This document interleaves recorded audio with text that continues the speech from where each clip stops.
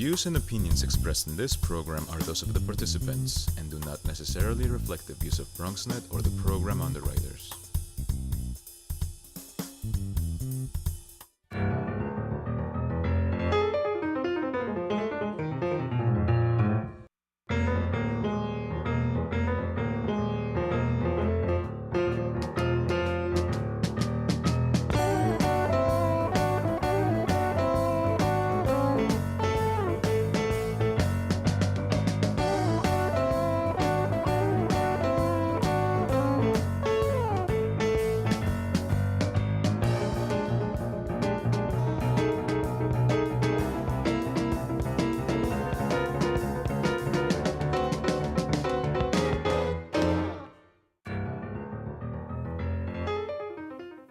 Good evening and welcome to BronxTalk.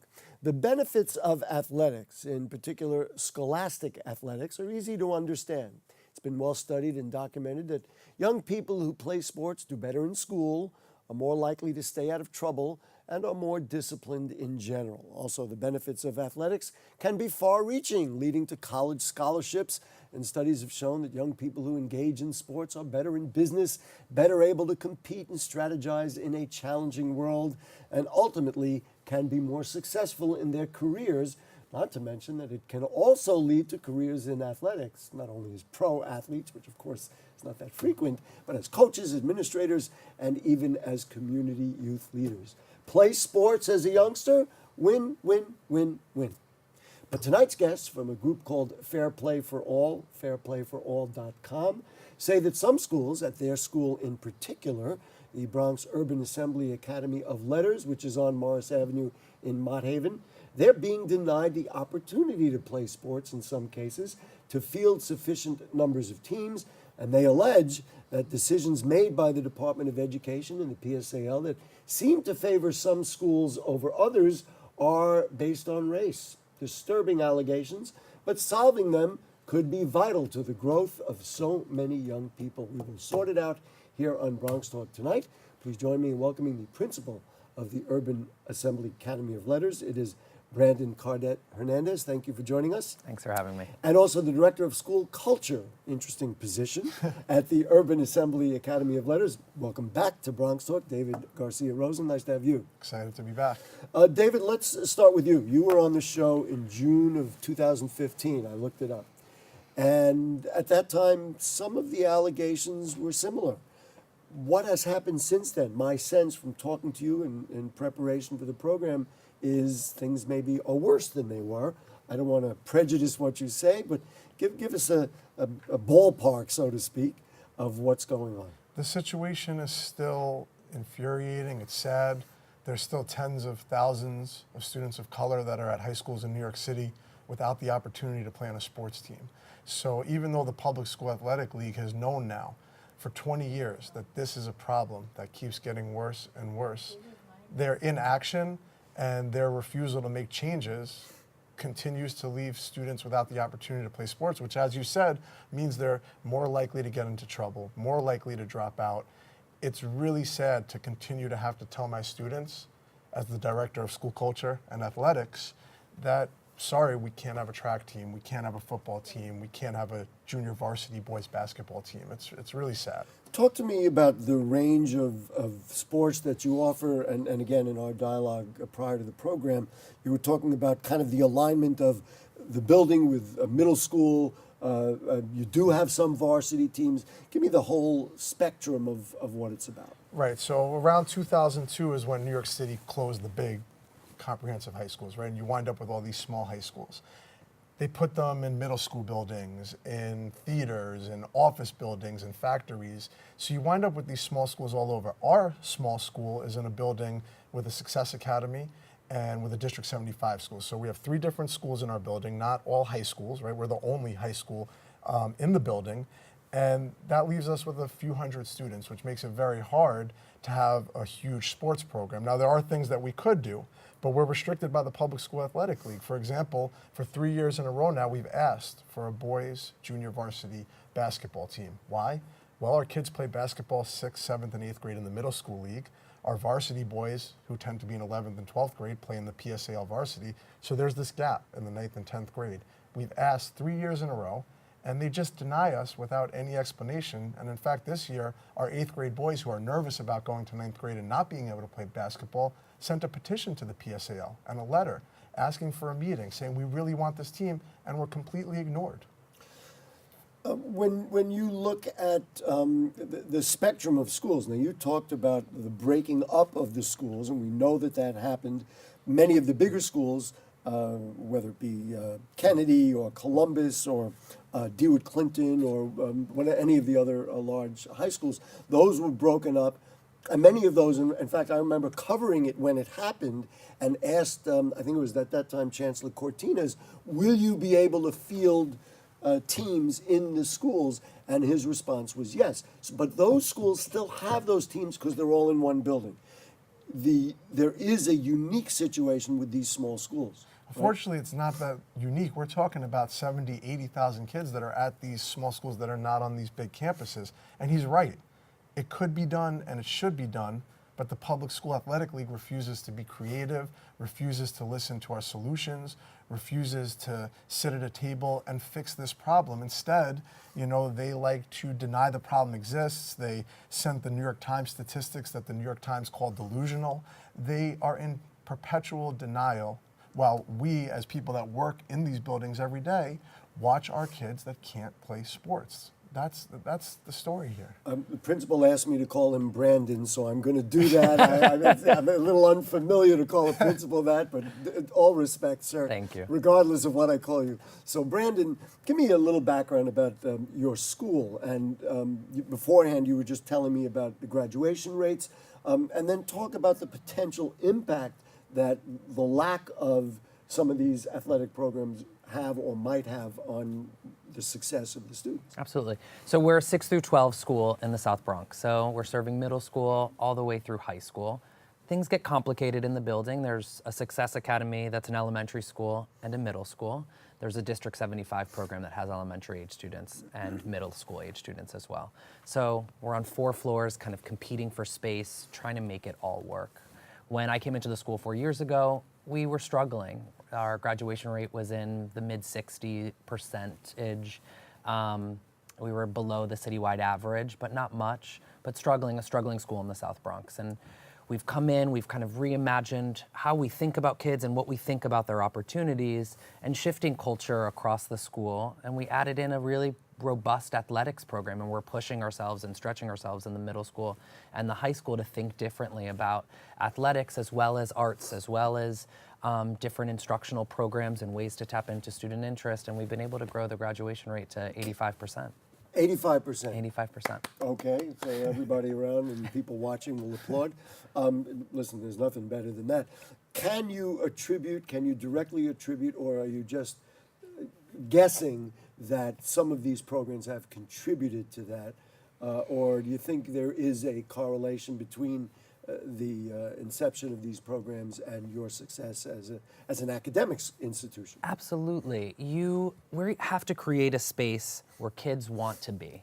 That is the work of school. And we're competing in the 21st century with Instagram, Snapchat, cell phones, TV that you can tape and watch your 8 o'clock program at 4 o'clock in the afternoon. Like, we are in constant competition with a world outside of school that is different than my experience as a student. And we have to create something in-house that kids want to show up for. And so if you're thinking about what it means to be an athlete, yes, we can directly put a carrot in front of a student. You have to come to school to play a sport. You have to have passing grades to play a sport. You have to be respectful and kind and show the character of an athlete to be able to play a sport. And then you also get all the students who get to stay and watch the sport. Build a culture. There's an entire culture in the school that shifts how people think about themselves, but also the excitement and energy that surrounds the school and how they feel about where they spend every day. So this isn't just, I said it at the beginning of the show, this isn't just, gee whiz, we want to give kids a chance, that we all want our kids to be physically fit and have an activity, but there are real implications for the individuals as well as for the institution and, of course, the community at large. You guys sent us a graphic, and we're going to show this graphic. Maybe, David, you would be best to comment on it. This is a graphic that shows exactly what the benefits of athletics are, and studies that show. Do you see in your interaction with young people changes? Let's put up that graphic if we can. There it is. So talk to me about what that means. Yeah, there's no question, and there's tons of research on this, that students that participate in interscholastic sports have better outcomes academically. And we could look at the statistics, but we get to see it with our own eyes. And one of my favorite stories is there was a time at one of the schools I was at, and we didn't have any sports. And as we started to develop sports, as a student or as no, a as teacher? an athletic director at another school. Okay. And as we developed the sports program, kids who had dropped out came back. They said, "Hey, I heard you had a baseball team." And we graduated those kids. There's no other program in my 20 years in the Department of Education that actually would bring a dropout back into a building voluntarily and then graduate them. I see that at our school, where students that were struggling, when we bring them into an office and say, "Hey, you might not be able to play basketball on Friday. Like, you better go to all your teachers and figure out everything that's going on." Attend your class. Attend your school. Make it happen. And the kids they do it. make it happen. There is no other leverage point that we have. Nothing. I'm going to call your parents. Whatever. You're going to be suspended. Whatever. You're not going to play basketball on Friday. Oh my God. Oh my God. It is so important. You know, what you bring up reminds me of an anecdote. I hadn't thought about this, and this goes way back to when we started BronxTalk, which goes decades ago, literally. I had a dialogue with the then PSAL director, who said, we have 26,000 young people playing sports. They can't even practice if they don't go to school that day. And he said, if you double my budget, I will then have 52,000. And so he said, and simply getting the kids to show up, and of course chronic absenteeism, particularly in the South Bronx, is a major problem. This would be, kind of a vital thing. Talk to me about the interactions with the PSAL and what they have said to you. And you talk about it, and then we're going to, right afterwards, we'll show a sample of the letter. You say you don't get a response, they turn you down. Right. What's the deal on that? Well, it's two things. Interestingly, you mentioned the word budget. I just want to point out, this is not a money issue. It is where the money's being distributed. There is enough money for every student in New York City to have equal access to the public school athletic league, but they're making a choice to give $250,000 to schools like Tottenville High School, which also happens to be the school with the most white students in New York City. They're giving them 44 teams, where other schools get 0 teams. So there's a way to create 44 equity. to 0. 44 to 0. Score for athletics. Exactly. And then a school like ours, when we ask for a junior varsity basketball team, which would be our 7th team, they say no to us, but then they gave Tottenville 5 more teams. They gave 59 teams to schools that already had 20 or more teams. They gave 39 teams to schools that already had more than 30 teams. So it's not a money issue. It is this bizarre world where the PSAL builds these huge programs at schools that tend to be the more diverse schools, while ignoring the 80,000 or so kids that are at segregated schools. And when we say segregated, that's based on the UCLA report that says we're the most segregated school system in the country. You know, I'm going to bring the principal into this. I do want to show, they forwarded me an email. This was the response from the PSAL. I guess it was the 3rd time you had made the request in the last 3 years to say, can we field a JV, a basketball team? And this was the response. And I'm trying to follow it. It says, unfortunately, we are unable to grant your team request at this time. And then it goes on later in the email to say, this year the PSAL put a premium on awarding teams to schools with fewer teams, in addition to our continued efforts to try to increase opportunities for girls in schools. And that comes from Donald Douglas, who's at the PSAL. I don't understand if they're saying, we're not going to grant you, but our effort is to basically do what we're not going to do. I'm not getting it. Right, and the statistics show that they're doing the exact opposite of that. So schools that have more than 30 teams, their approval rate is double that of the segregated schools that have less than 10 teams. So they're doing exactly the opposite. And the crazy thing is, when principals ask, like, how are these decisions made, they can't get an answer. I'm going to finish this point, at least at the moment. Do you really believe it's based on race? That is what they're thinking about? Or do you think that's just kind of a coincidence? No, it's a disparate impact based on a facially neutral policy, which is a violation of the Civil Rights Act of 1964. It doesn't have to be intentional, but if the impact of their policy is that Black and Hispanic students have less access than white students, it's a violation of their civil rights. Brandon, talk to me about the culture between principals. Now, you have many colleagues, I assume, who are not only of small schools, but small schools in separate buildings as opposed to Evander and Roosevelt and all the great Bronx high schools. Are they saying the same thing? Are you guys kind of sticking out like a sore thumb? Talk to me a little bit about the culture. I think there's thousands of schools in New York City, right? I think if you asked any principal, how does the PSAL select a school to get a new sports team, their answer would be, I don't know. And I can't lead a community into making decisions and trying to strategize without having a clear understanding of what we're strategizing towards. And so, yes, I have had conversations with my colleagues and asked the same kind of question, like, did you get a team this year? Do you know why you didn't get a team this year? Do you understand why Does anybody get an explanation? No one understands. This is the same email that we got last year, and it's identical to the email we got the year before. We don't know why. We don't know what the rubric looks like, what the policy is to approve a school, how the decisions are made. And to answer your question that you asked, David, do I think there's intentional bias in the decision making? I hope not. I can't believe there would be, but there is a lack of transparency that is confusing and it is unfair to kids. And the disparate impact is there are young kids of color across New York City who don't have access to sports teams. You pick up the phone, I'm assuming, and you call downtown and you say, hey, can I talk to somebody about it? What is there as a result? There's no response. I've sent emails asking, can someone clarify for me, can someone explain to me so I can share it with our students and our families how a decision is made and what we would have to do in order to get access to a JV sports team, or what we would have to do to get access to insert sports team. There's no response back. I'm going to ask you, and then we'll go to David and ask the same question. What are the students saying? Now, there are people who will say you've stirred them up, that you've told them that this is their problem. Just let's put that in context. And there's an element of truth to that. We have told young people, and we will continue to tell young people, we work at a segregated school. 98% of our young people. Well, they know that. Right? I mean, they know that. They experience it every day. Right. And so I would be remiss if I tried to normalize that. The experience of going to a segregated school is not normal, it is not fair, and it is not equity. Certainly not in the borough that we live in, because we're integrated everywhere. And so with that, we talk about their current reality. We talk about what it means to go to a segregated school. And then we also are not going to lie to students and say that this is normal, that Tottenville deserves more than you deserve, that they should have $200,000 of funding for a sports program, and you should get a fraction of that. And so if our students ask us questions, we give them honest answers. And so we had a group of young men who came to us, 8th graders, who are staying with us for high school and going into 9th grade. And they came upset that we don't have a JV team. And we were honest with them about the process. We told them everything we've done to date, and they asked me the question, how do we get a JV team? And I said, I don't know.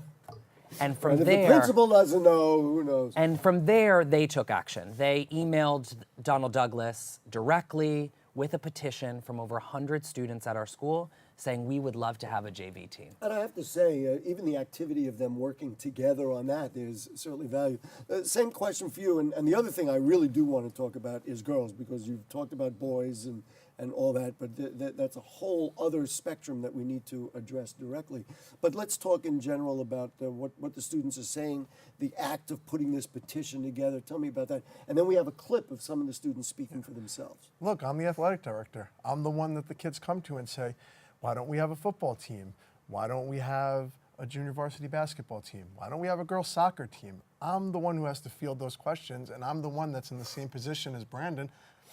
I don't know. The PSAL won't give it to us. Like, I could ask them, or I saw, like, look, a football team is a lot of kids. We're a small school, but the PSAL won't help us partner with other schools to make a bigger program so we could field these teams.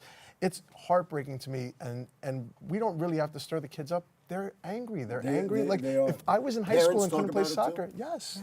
They come in and ask about, why don't we have this? Why don't we have that? We're honest with them. We're honest, and that is our service to them and to the community. You'd have no credibility. I mean, if you weren't. Brandon, what's the cost? Let's talk in real numbers.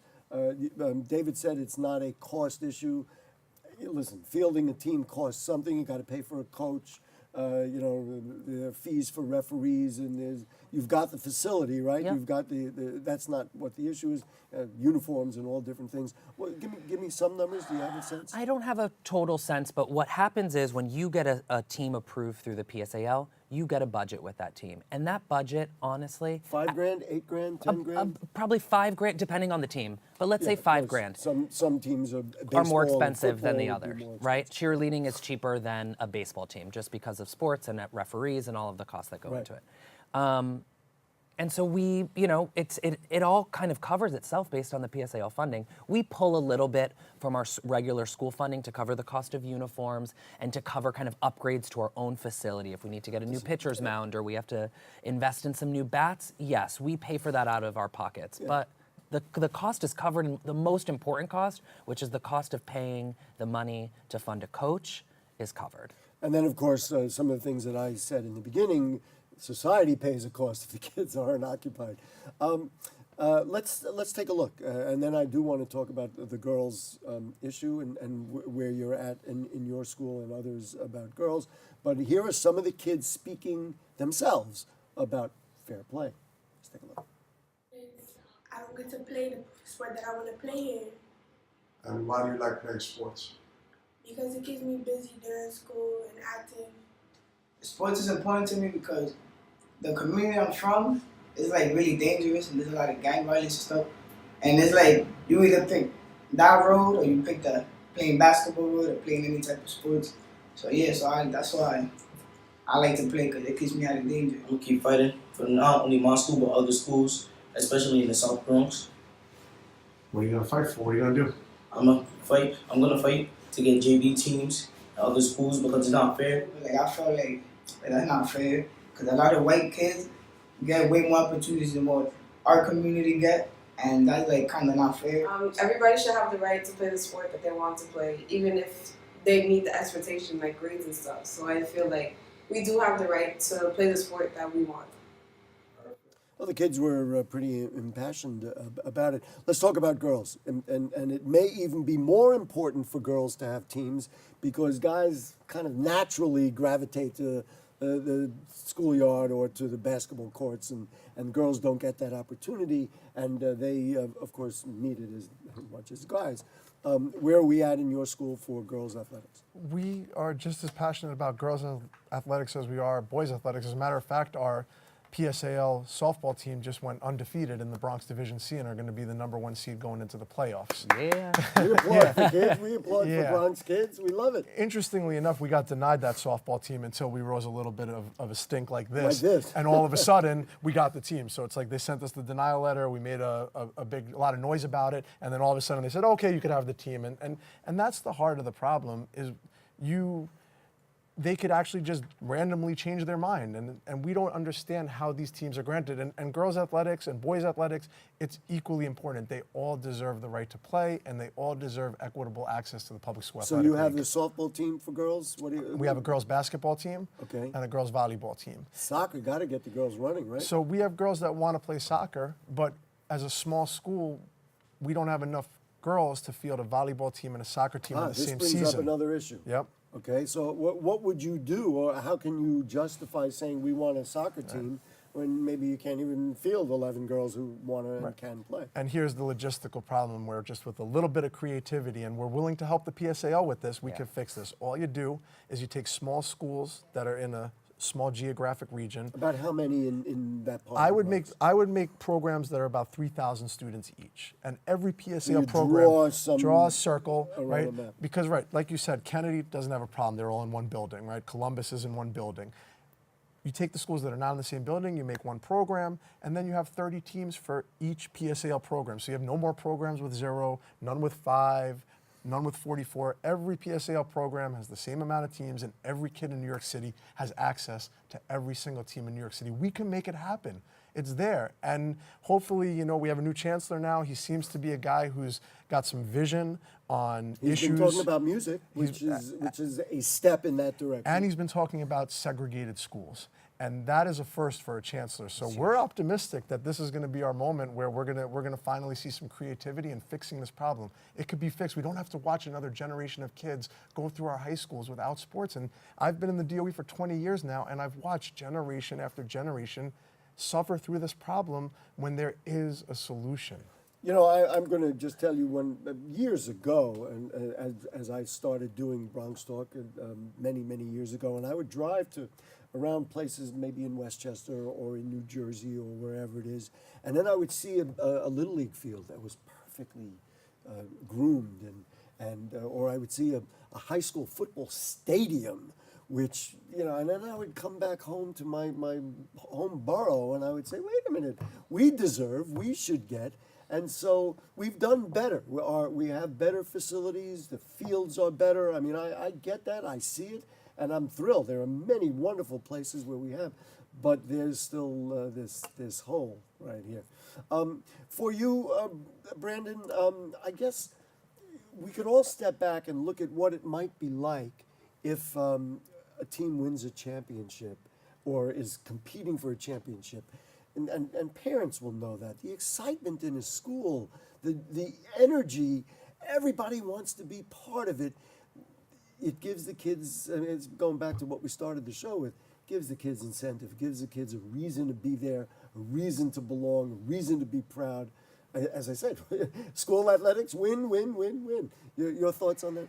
Winning is amazing, right? Like, it's a beautiful thing. We just won this softball game. It felt great. Kids feel good. Families feel good. The staff feels good. Everyone feels good. Losing is just as important. There is so much learning that happens every time one of our young people loses something that they wanted so bad, and they have to shake someone's hand and show up the next day and do it again.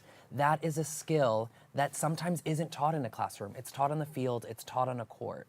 Brandon Cadet Hernandez, your final word. Let him play? Let him play. Let him play. David Garcia Rosen. 100%. Let them play, and let's make it happen. Let's fix this problem. And you know, I'm always hesitant about a program like this. We didn't, other than the letter, we didn't get input from the PSAL. Let's throw away all the bad feelings and be constructive and make it happen. That would be my advocacy for you. Gentlemen, thank you. I hope next time you're going to come back and you're going to bring the kids, because everybody's been playing and they're winning. They may lose, but they're playing, and that's what's important. Thanks, guys. Thank you. Appreciate it. Folks, if you have further questions or comments on anything you heard on the show tonight or anything going on in the Bronx, and email them to us at BronxTalk@BronxNet.org, or send us a tweet at BronxTalk, or you can post them on our Facebook page and we'll read them on the air during a future edition of our program. Our archives are at BronxNet.org. You find Bronx Talk by following the watch menu on the new BronxNet website. Next week, former Assemblyman, now Senator Louis Sepulveda will join us to talk about his new position and what's going on in the state legislature. Thanks to our producer, Helen Greenberg, director, William Guzman. We'll see you next week. Let him play. Come on. Good night.